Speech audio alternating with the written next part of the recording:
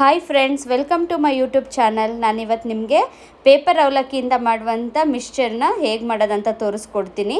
ಇದು evening ಸ್ನ್ಯಾಕ್ಸ್ಗಂತೂ best ಅಂತಲೇ ಹೇಳ್ಬೋದು. ಇವಾಗ ಈ ಪೇಪರ್ ಅವಲಕ್ಕಿ ಮಿಕ್ಸ್ಚರ್ನ ಹೇಗೆ ಮಾಡೋದು ಅಂತ ತೋರ್ಸೋಕ್ಕೂ ಮುಂಚೆ ಇನ್ನೂ ಯಾರು ನನ್ನ ಚಾನಲ್ಗೆ ಸಬ್ಸ್ಕ್ರೈಬ್ ಆಗಿಲ್ಲ, ಬೇಗ ಸಬ್ಸ್ಕ್ರೈಬ್ ಆಗಿ. ಇವಾಗ ಹೇಗೆ ಮಾಡೋದಂತ ಸ್ಟಾರ್ಟ್ ಮಾಡೋಣ. ನಾನಿಲ್ಲಿ ಅರ್ಧ kg ಪೇಪರ್ ಅವಲಕ್ಕಿ ತೊಗೊಂಡಿದ್ದೀನಿ. ಇದನ್ನು ಚೆನ್ನಾಗಿ ಜರಡಿ ಇಟ್ಕೊಬಿಡಿ. ಅಕ್ಕಿ ಒಂದ್ರಿ ಇರುತ್ತಲ್ಲ, ಅಕ್ಕಿ ತಿರಿಯೋ ಒಂದ್ರಿ, ಅದರಲ್ಲಿ ಜರಡಿ ಇಟ್ಕೊಬಿಟ್ರೆ ಪೂರ್ತಿ ಅದರಲ್ಲಿರೋ ಪೌಡರ್ ಡೆಸ್ಟ್ ಎಲ್ಲ ಕೆಳಗಡೆ ಬಂದ್ಬಿಡುತ್ತೆ. ಹಾಗೆಯೇ ಇದನ್ನು ಬೇಸಿಗೆ ಟೈಮ್ ಆದರೆ ಸ್ವಲ್ಪ ಬಿಸಿಲಲ್ಲಿ ಇಡ್ತು ಅಂತಂದರೆ ಫುಲ್ಲು ಗರಿಗರಿ ಆಗುತ್ತೆ. ಕವರಲ್ಲಿ ಇಟ್ಟೇನಾದರೂ ಮೆತ್ತೆ ಇತ್ತು ಅಂತಂದರೆ ಬಾಣಲಿಗೆ ಹಾಕೊಂಡು ಒಂದೆರಡು ನಿಮಿಷ ಫ್ರೈ ಮಾಡ್ಕೋಬೇಕು. ಇವಾಗ ಹೇಗೆ ಮಾಡೋದಂತ ತೋರಿಸ್ತೀನಿ ನಾನು. ಇದು ಸ್ವಲ್ಪ ಮೆತ್ತನೇ ಇದೆ, ಸ್ವಲ್ಪ ಗರಿ ಮಾಡ್ಕೊಳ್ಳೋಣ. ಇವಾಗ ನಾನಿಲ್ಲಿ ಒಂದು ದೊಡ್ಡ ಬಾಣಲಿ ತೊಗೊಂಡಿದ್ದೀನಿ. ಆ ಬಾಣಲಿಗೆ ಫುಲ್ ಹಾಕೊಳ್ಳೋದು ಬೇಡ, ಅರ್ಧನೇ ಅರ್ಧ ಹಾಕ್ಕೊಂಡು ಒಂದು ಸ್ವಲ್ಪ ಇದು ಗರ್ಗರಿ ಹಾಕಬೇಕು. ಗರ್ಗರಿ ಅಂತಂದರೆ ಇದು ನುಚ್ಚಾಗೋ ಥರ ಅಲ್ಲ, ಸ್ವಲ್ಪ ಕ್ರಿಸ್ಪ್ ಆಗೋ ಥರ ಸ್ವಲ್ಪ ಚೆನ್ನಾಗಿ ಈ ಥರ ಎರಡು ಅನ್ನದ ಕೈ ಇಲ್ಲ ಅಂತಂದರೆ ಎರಡು ಹಲ್ಲೆ ಏನಾದರೂ ತೊಗೊಂಡು ಈ ಥರ ಮಾಡ್ಕೊಳ್ಳೋಣ. ಇವಾಗ ನಾನು ಒಂದೆರಡು ನಿಮಿಷದಿಂದ ಇದನ್ನು ಹುರ್ಕೊಂಡಿದ್ದೀನಿ. ಸ್ವಲ್ಪ ಕ್ರಿಸ್ಪ್ ಆಗಿದೆ, ನಿಮಗೆ ಕಾಣಿಸ್ತಾ ಇರ್ಬೋದು. ತುಂಬ ನುಚ್ಚಾಗೋ ಥರ ಮಾಡಬೇಡಿ, ಜಸ್ಟ್ ಸ್ವಲ್ಪ ಕ್ರಿಸ್ಪ್ ಆದರೆ ಸಾಕು. ನೋಡಿ ಇವಾಗ ಇದು ಆಗಿದೆ. ನಾನು ಇದನ್ನು ಒಂದು ಬೌಲ್ಗೆ ಹಾಕಿ ಇಟ್ಕೋತೀನಿ. ಇದೇ ಬಾಣಲಿಗೆ ಇನ್ನೊಂದು ಸ್ವಲ್ಪ ಉಳಿದಿತ್ತಲ್ಲ ಅದನ್ನು ಹಾಕೊಬಿಡೋಣ. ಹಾಕೊಂಡು ಇದನ್ನು ಒಂದೆರಡರಿಂದ 3 ನಿಮಿಷ ಚೆನ್ನಾಗಿ ಹುರ್ಕೊಬಿಡೋಣ. ಇದು ಆಗಿದೆ, ಇದನ್ನು ಅದೇ ಬೌಲಿಗೆ ಹಾಕೊಬಿಡೋಣ. ಇವಾಗ ಅದೇ ಬಾಣಲಿಗೆ ಒಂದು 5ರಿಂದ 6 ಸ್ಪೂನಷ್ಟು ಎಣ್ಣೆ ಹಾಕೊಳ್ಳೋಣ. ಎಣ್ಣೆ ಚೆನ್ನಾಗಿ ಕಾದ್ಮೇಲೆ ಕಡಲೆಕಾಯಿ ಬೀಜ ಹಾಕೋತಾ ಇದ್ದೀನಿ. ಅರ್ಧ kg ಅವಲಕ್ಕಿಗೆ ಈ ಬೌಲಲ್ಲಿ 1 ಬೌಲಷ್ಟು ಕಡಲೆಕಾಯಿ ಬೀಜ, ಅಂದರೆ ಒಂದು 3 ಸ್ಪೂನಷ್ಟು ನಾನು ಕಡಲೆಕಾಯಿ ಬೀಜ ತೊಗೊಂಡಿದ್ದೀನಿ. ಹೈ ಫ್ಲೇಮ್ ಇಟ್ಕೋಬೇಡಿ, ಎಲ್ಲ ಸೀದೋಗ್ಬಿಡುತ್ತೆ.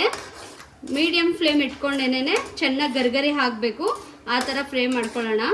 ನೋಡಿ ಕಡಲೆಕಾಯಿ ಬೀಜ ಉರಿವಾಗ ಚಟಪಟ ಅಂತ ಸೌಂಡ್ ಬರುತ್ತೆ. ಆ ಥರ ಸೌಂಡ್ ಬರಬೇಕು. ಎಲ್ಲ ಕಡಲೆಕಾಯಿ ಬೀಜನೂ ಆ ಥರ ಸಿಡಿಬೇಕು. ಆ ಥರ ಸಿಡ್ದು ಸೌಂಡ್ ಬರ್ತು ಅಂತ ಅಂದರೆ ಅದು ಚೆನ್ನಾಗಿ ಕ್ರಿಸ್ಪ್ ಆಗೋ ಥರ ಆಗಿದೆ ಅಂತ ಅರ್ಥ. ನೋಡಿ ಲೈಟಾಗಿ ಕಲರ್ ಚೇಂಜ್ ಆಗಿದೆ. ಇವಾಗ ನೋಡಿ ಇದಾಗಿದೆ.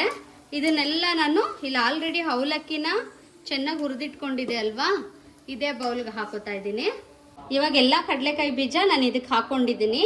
ಇವಾಗ ಮತ್ತೆ ಇದೇ ಬಾಣಲಿಗೆ ನೋಡಿ ಹುರ್ಗಡ್ಲೆ ಹಾಕ್ತಾ ಇದ್ದೀನಿ. 2 ಸ್ಪೂನಷ್ಟು ಹುರ್ಗಡ್ಲೆ ಹಾಕ್ಕೊಂಡಿದ್ದೀನಿ. ಇದನ್ನು ಒಂದೆರಡು ನಿಮಿಷ ಹುರ್ಕೊಳ್ಳೋಣ.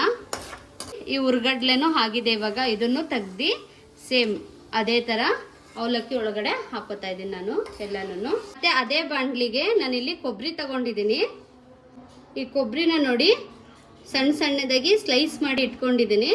ಇದನ್ನು ಇದೇ ಕಪ್ಪಲ್ಲಿ ಒಂದು 3/4 ಕಪ್ಪಷ್ಟು ಹಾಕ್ತಾ ಇದ್ದೀನಿ. ಈ ಕೊಬ್ಬರಿನ ಚೆನ್ನಾಗಿ ಒಂದು ಬ್ರೌನ್ ಕಲರ್ ಬರಬೇಕು, ಆ ಥರ ಫ್ರೈ ಮಾಡ್ಕೊಳ್ಳೋಣ. ಇವಾಗ ನೋಡಿ ಇವಾಗ ಕೊಬ್ಬರಿನೂ ಆಗಿದೆ, ಇದನ್ನು ತೆಗೆದಿಟ್ಕೊಬಿಡೋಣ. ನೋಡಿ ನಾನಿಲ್ಲಿ ಬಾದಾಮ್ ತೊಗೊಂಡಿದ್ದೀನಿ, 2 ಸ್ಪೂನಷ್ಟು ತೊಗೊಂಡಿದ್ದೀನಿ.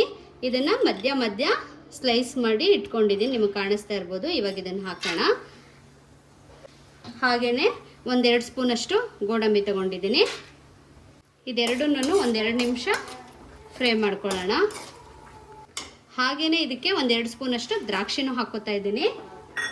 ದ್ರಾಕ್ಷಿ ಎಲ್ಲ ಹರಳಬೇಕು, ಆ ಥರ ಫ್ರೈ ಮಾಡ್ಕೊಳ್ಳೋಣ. ಈ ಮಿಕ್ಸ್ಚರ್ಗೆ ಇದನ್ನೆಲ್ಲ ಹಾಕೋದ್ರಿಂದ ಮಿಕ್ಸ್ಚರ್ ತಿನ್ನುವಾಗ ಮಧ್ಯ ಡ್ರೈ ಫ್ರೂಟ್ಸ್ ಎಲ್ಲ ಸಿಕ್ಕಿದ್ರೆ ತುಂಬ ಟೇಸ್ಟಿಯಾಗಿರುತ್ತೆ. ಮಕ್ಳಿಗಂತೂ ತುಂಬ ಇಷ್ಟ ಆಗುತ್ತೆ. ಹಾಗಾಗಿ ಈ ಥರ ಹಾಕ್ಕೊಂಡ್ರೆ ಟೇಸ್ಟಾಗಿರುತ್ತೆ ಮಿಕ್ಸ್ಚರ್. ಇವಾಗ ಇದು ಆಗಿದೆ, ಕಾಣಿಸ್ತಾ ಇರ್ಬೋದು. ದ್ರಾಕ್ಷಿ ಎಲ್ಲ ಹರಳಿದೆ. ಇವಾಗ ಇದನ್ನು ತೆಗೆದಿಟ್ಕೊಬಿಡೋಣ. ನೋಡಿ ಇದೇ ಬಾಣಲಿಗೆ 2ರಿಂದ 3 ಹಸಿಮೆಣಸಿಕಾಯಿ ಮಧ್ಯ ಕಟ್ ಮಾಡಿ ಇಟ್ಕೊಂಡಿದ್ದೀನಿ, ಹಾಕ್ತಾ ಇದ್ದೀನಿ. ಹಾಗೆಯೇ 2 ಒಣಮೆಣಸಿಕಾಯಿ ತೊಗೊಂಡಿದ್ದೀನಿ. ಇದನ್ನು ಅಷ್ಟೇ ಮುರಿದು ಹಾಕ್ಕೊಳ್ಳೋಣ. ನೀವು 2ರಲ್ಲಿ 1 ಹಾಕ್ಕೋಬೋದು, ನಿಮ್ಮ ಟೇಸ್ಟ್ ಅಷ್ಟೇನೆ.